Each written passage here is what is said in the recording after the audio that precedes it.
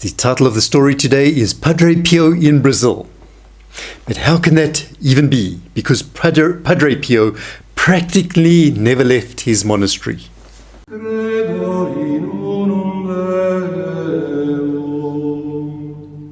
Hello friends, on this channel we bring to you a series of short stories on the life of our great saint, Padre Pio, who was a Capuchin friar and he was a mystic and he was a tremendous miracle worker. So do stay tuned to see what Padre Pio's intercession can do for you and to find out more about Padre Pio. And we encourage everyone also to enroll your Mass prayer intentions. We have a Mass every Friday celebrated. There we bring your intentions to Padre Pio in this Mass. You can watch the video on the end screen, how to enroll. And also help us with the apostolate, please, by liking the video and share the video with your friends and colleagues. There's no official records of Padre Pio ever having traveled to Brazil. So how is it possible that we can even be thinking that Padre Pio was in Brazil? Now we know, of course, that Padre Pio was the apostle of the confessional, like the Cura de Ars, and he spent so many hours each day in the confessional, 8, 10, 12 hours and more in the confessional. There were long queues where people would have to book weeks in advance sometimes in order to have their confession heard. You'd receive a little coupon when you booked and you'd come back in a week's time and you would be able to go to confession. So he was so popular mainly because he could read people's hearts. So that made him brilliant in confession. He could give incredibly precise and good advice to those who were confessing. But all of this, his apostleship in the confessional, also meant that he had no time to travel. But he was in Brazil. So this is a complete mystery. Let's look at the story. This fella called Carlo Campanini. He was a famous Italian actor. He was a comic actor. And on a tour one day, he was visiting São Paulo in Brazil. And Carlo was the spiritual son of Padre Pio, and he attended Mass regularly, and he also recited the Rosary daily. So he was quite an avid follower of Padre Pio, we could say. Now Carlo was wishing to go to confession when he was in São Paulo, so that he would be permitted to receive communion. And so, of course, if one has a serious sin, what we call a mortal sin, on one's conscience, then one does need to confess, because a mortal sin kills the life of God in one's soul. And of course, even if it's a lesser sin, what is called a venial sin, then it is also a very good idea to go to confession in order to give one's soul a really good scrub. Padre Pio said it's like taking a good bath, because we gather dust throughout the week. So Carlo wanted to go to confession now, and he went to the local cathedral in São Paulo.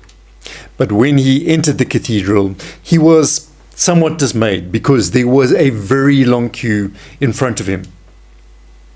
And he was also a little bit worried because now he only spoke Italian, and the priest would only be speaking Portuguese in Brazil. So he wanted to know, how is he going to be able to communicate and to speak to the confessor? So because of this, he began to pray to Padre Pio, asking Padre Pio for his help. And he said nothing much seemed to happen. But then while he was waiting in the queue, suddenly another confessional box opened up right next to him. The door opened and the priest called out in Italian, "Veni," which means come, and continued in Italian, "You want to confess, please go ahead." So this was all in Italian, and he only spoke Italian. What was going on here? So after his confession, Carlo Campanini, as was his custom, he now went into the church and he started praying and making his penance, doing the penance that is required. But he just could not get it out of his mind what had happened while he was standing in that queue, and he was still wondering who this confessor could possibly have been. And how had the confessor known that he was Italian? So the penitent, that is Carlo, then began, while he was thinking of this, he suddenly perceived and he started to notice, to smell the perfume that was so characteristic of our great Saint Padre Pio. And with that, he became even more really convinced of what had happened in the confessional. So that is where the story ends. That we've got to say, was it or wasn't it Padre Pio himself in the confessional?